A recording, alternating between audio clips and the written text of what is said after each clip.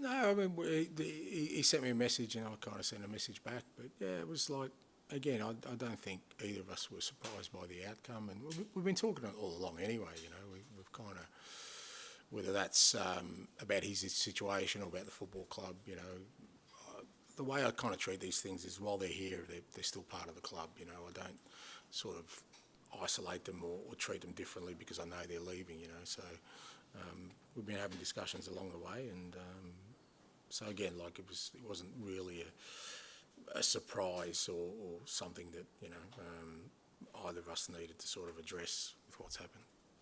And some fans were sort of getting a bit excited or hoping that there might be some sort of buyback clause in this transfer. Is there anything you can reveal on that? Is there any chance that one day he could come back to Tottenham?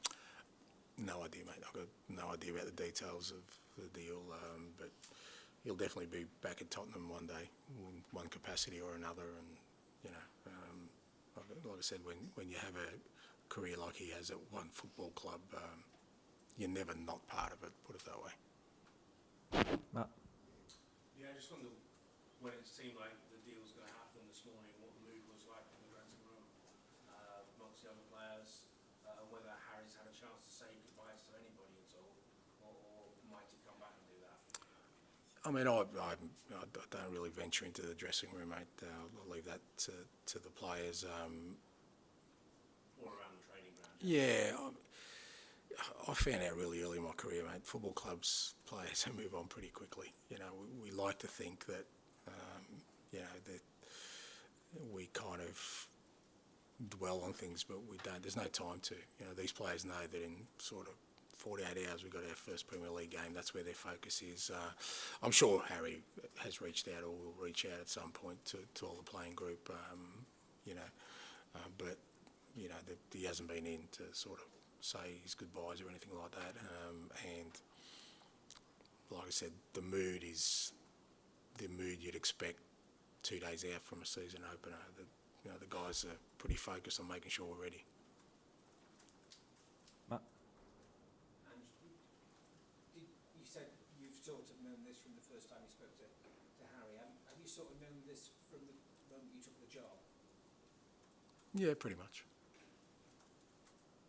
Was it part of the conversation, or did it not matter?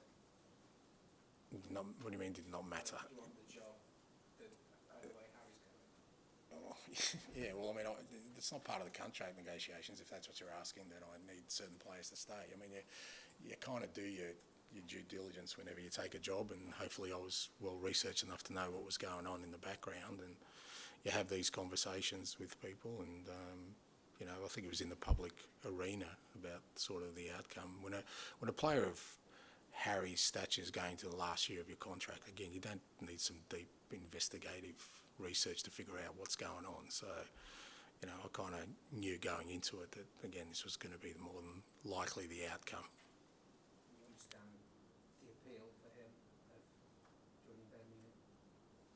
Yeah, look, again, I'm reticent to get into other people's shoes, mate, because if people sort of did that for me, I wouldn't be comfortable in people speaking for me.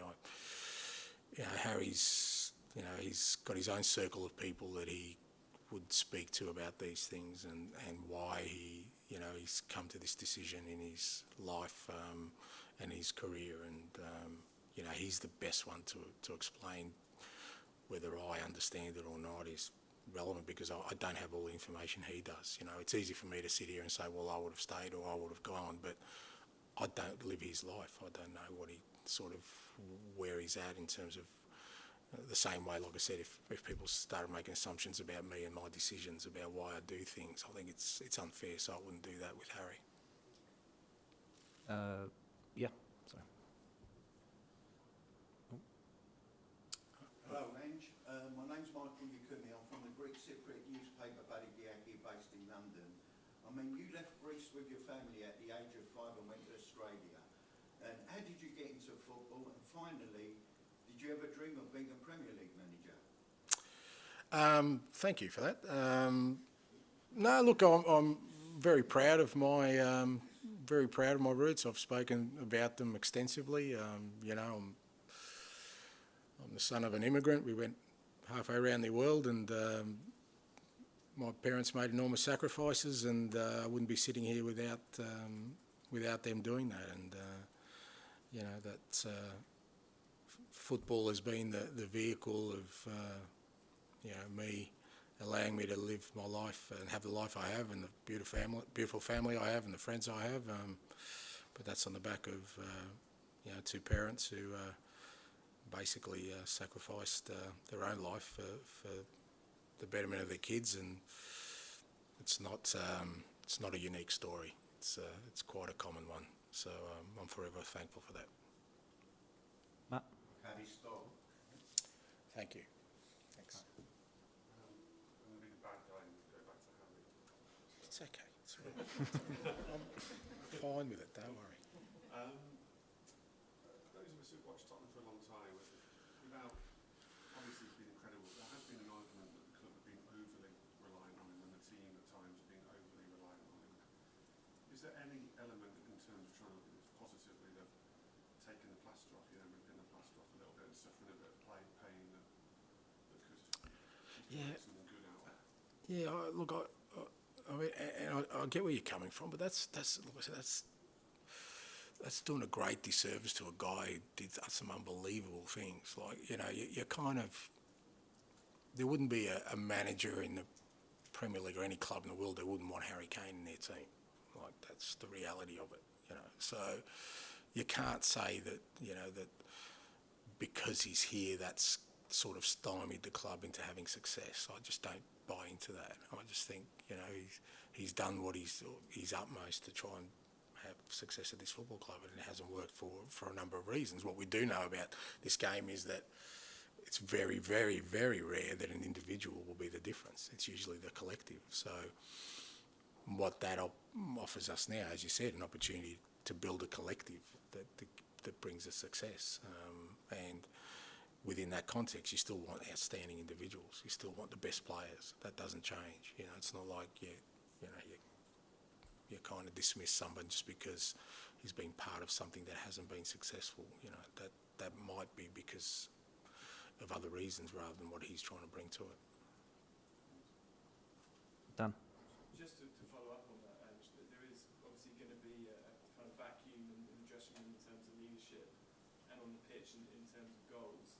Do you see, in a positive way, you know, that being filled by other players stepping up and perhaps kind of emerging from Harry's shadow, as it were? Well, potentially, like I said earlier, that's all you can do is create that space and then see what grows from there, because you know, that there is sometimes that element of it where, you know, people maybe suppress themselves to a certain extent because they understand that there's, you know, a unique individual in the room that you know, has such great presence and is such a force on and off the field that having that space there maybe does, but there's no guarantee that does either. You know, that just the opportunity is there, put it that way, as you said. And with all these things, there's opportunities. What you've got to try and do is what the great clubs do, the great organisations, is replace greatness with greatness. Now, how that comes about is not easy. You know, it's not easy, but that's what the big clubs do. You know, they find a way to sustain and maintain and grow, even when the greatest, you know, leave their doors. And over the years, I suppose, when Harry's been injured in the past, there's always been this debate about whether Son is a striker. Some of your predecessors made it very clear he wasn't a striker. Others thought he could play there. Do you think he could play through the middle, kind of, you know, semi-regularly for you? Do you see that being an option? Yeah, I don't see it. I wouldn't rule it out. I've known Sonny for a long time, and you know, watched his career develop. There's no doubt he could play centrally in my mind, especially the way we play. I mean, again, you know, I think that's where the nuances lie, is that different managers have different ways of setting up their team. And in some teams, yeah, I could see where Sonny couldn't play as a central striker, but the way we play and the way we're going to play, yeah, I definitely see him as an option to play in the central area. And just one for Leeds, is it kind of how far away, how ready is he to play minutes in the Premier League? Yeah, no, it'd be a while for him. I think we just got to let him settle. Again, he's come halfway around the world. He's a young guy. Yeah, it's a fairly different level. He's one we will invest in the long term, but I wouldn't expect him to see any minutes over the sort of first part of the season. Okay, Ed, finish with this section with you, please. I'm just going to ask if you don't have to tell us something, but what did you say to Harry in your message? Just wish him all the best. Yeah, no, I'm not going to say, mate, but yeah. I'm just interested in your role now with the boys that Harry's going to leave. How important is it that you give them a platform to step up to into his shoes? Yeah, you know, again, I didn't wake up this morning kind of trying to cultivate that. That's been happening all along. You know, hopefully, you know, obviously it's difficult for all you guys to see that because you're not here every day, but we've been trying to do that anyway. Like that, like I said, it's, I guess, the finality of it all today kind of hits everyone and everyone's kind of going, what next, but this is not new for me. This is 6 weeks or 5 weeks into knowing that this was going to happen. So we've kind of been cultivating that anyway, in the way we've been going about things on and off the field. So nothing really changes there. Okay, and we'll end the embargoed section there and move on to the Sunday section finally. Rob, yeah, we'll do it in here. Rob and James.